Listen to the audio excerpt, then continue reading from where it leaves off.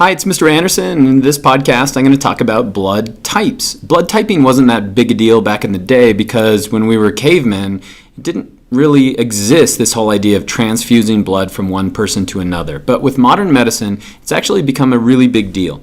Now, you should know this, in humans, the ones that I'll talk about in this podcast is going to be the ABO blood typing, and another one I'll talk about is the RH factor. But know that there are about another 30 other families of blood types. And what are we talking about when we're talking about blood types? Well, basically, we're talking about proteins that are found on the surface of our blood cells, or our erythrocytes. And so basically, if we're looking at the ABO system, if you are type A blood, which I happen to be type A blood, that means that you're going to have an A protein, or a specific protein on the surface of your blood. If you are type B blood, then you're going to have a B protein on the surface of your blood. And this is just a comic version. They're going to be really, really tiny. You wouldn't be able to see them. They're just little proteins on the surface, or glycoproteins that are found on the surface of the blood. So if you think about it, what if you're type AB blood? Well, basically that means that you have both types of proteins. And if you're type O, that means that you have none of these specific proteins that are found on your blood. And so each of these have arisen through our evolutionary history, but they actually are really important when we're trying to move blood from one person to another. And that's because of our immune response. And so if you're type A blood, and so let's remember that that's that purple kind of a protein, that pointy purple protein, well, basically you're going to have that type of blood, but you're going to have antibodies for the other type, the B antibody we call that. And the reason why is that you have antibodies for every shape possible except the shape that you actually have. And so we're not going to have purple antibodies, but we're going to have these B antibodies, and that's just because we don't have that B protein around. Likewise, if we look at type B blood, it's going to have the B proteins, but it would be silly for us to have those B antibodies because it would just simply attack our own blood. But instead, we're going to have the type A antibodies.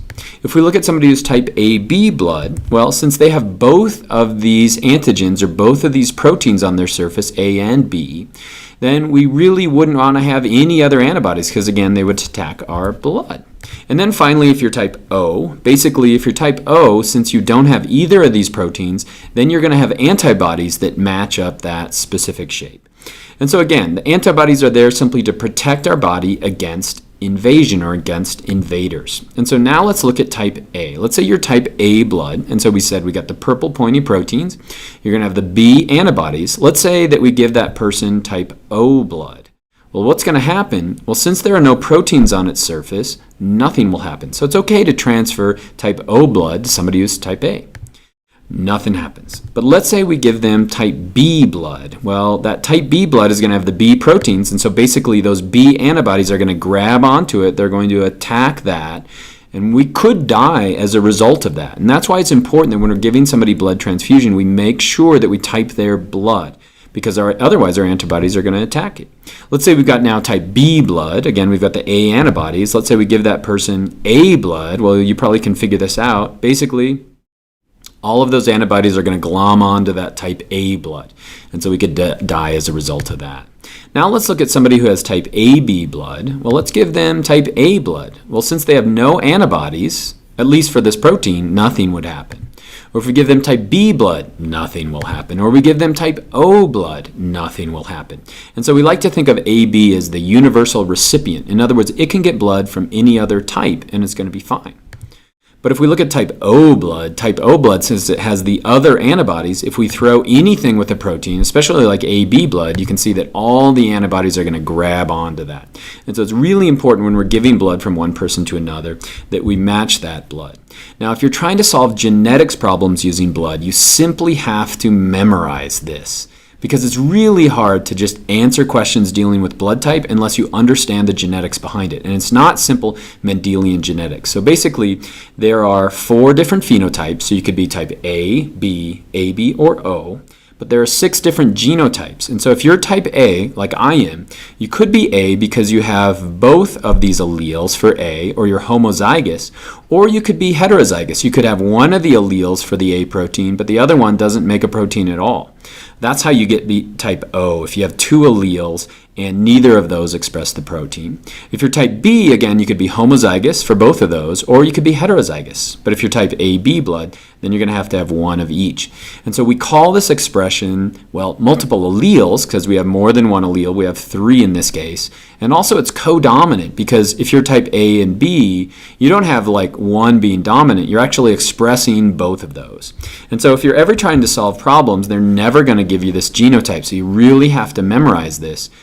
I or the AP folks are just simply going to ask you a question like this. Is it conceivable that we could have a father who is type A and a mother who is type O, and they could have offspring that are going to be type B, we'll say, for example? Well, to solve this, let's look at a couple of Punnett squares. If you're type A, we just write that across the top. So you could be this, you could be homozygous for that A. We know that the O is going to look like this, and so we could figure out that all of the offspring, if the parent is homozygous, is going to be type A.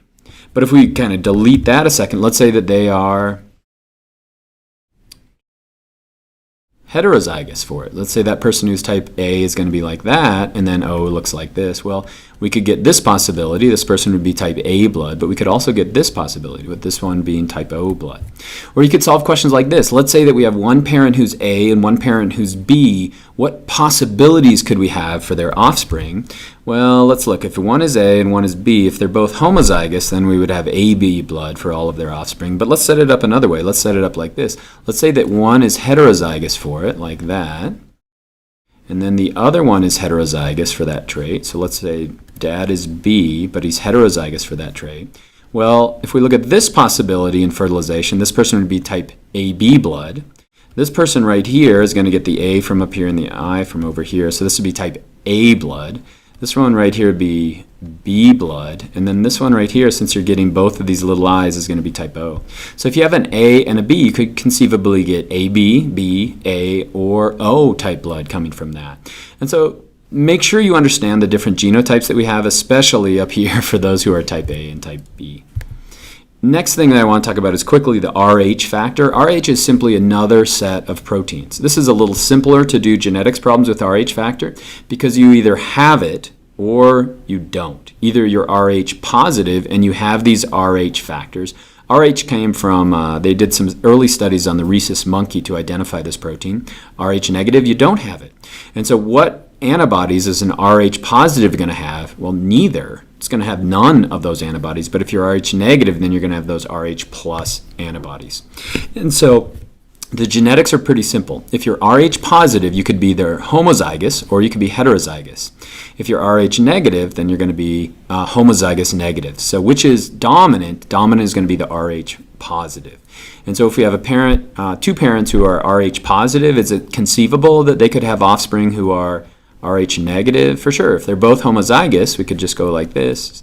These would be the two offspring. This one would be Rh positive, Rh positive, Rh positive, and this could be an Rh negative. And so the genetics are pretty simple, but there's something that you really want to be aware of. Now, if we've got a mom right here, and let's say she's Rh negative, and then we have a dad who's Rh positive, is it conceivable that they could have an offspring who ends up being Rh positive? Well, for sure. And so basically what happens is during the first pregnancy, nothing really happens because we're only sending antibodies in one direction from mom to baby. But during childbirth, there's a lot of blood that gets mixed. And so basically what can happen is during subsequent pregnancies, now mom is going to start to build up a lot of these Rh plus antibodies. And so during the second pregnancy, she could actually be sending antibodies that could damage that fetus. Now, if we know this, which we do in developed countries, then we can simply give her a chemical during, I think, the 28th week of gestation, and then we can suppress that immune response. But it's really important that we note that. And so now we finally get to this last big chart, and it's got some really cool information on it. If you look here, it's got the donor and the type of blood they have, and then the recipients and whether or not you could get it, or you couldn't. And so if we look at somebody right here, let's say we're giving O minus or O negative blood, Well, we could give that to all these people from O all the way to AB, and so that's why we call that O negative the universal donor. And then if we look down here at AB positive, well, AB positive could get blood from all of these different types, and so we call them like the universal recipient. And so who would they love to see as far as donating blood? It's going to be somebody who's O negative. And what percent of the population is that? 6.6%. And so if we look at some of these percentages, what's the most common? Most common is going to be O positive. Almost 38% of the population is going to have that. Same with A positive. And then we're going to have some more obscure blood types like AB negative, where it's less than 1% of the population that has that. But there's something unique. If you look at some native populations like native Australian Aborigines, we find that B really didn't exist before Europeans showed up, and the same thing in Native Americans. And so we can look at these proteins that really don't have a function, or maybe they have a function that's lost, and we can kind of trace human ancestry. So that's blood typing. It's important when we switch blood or when we're trying to solve some genetics problems, and so I hope that's helpful.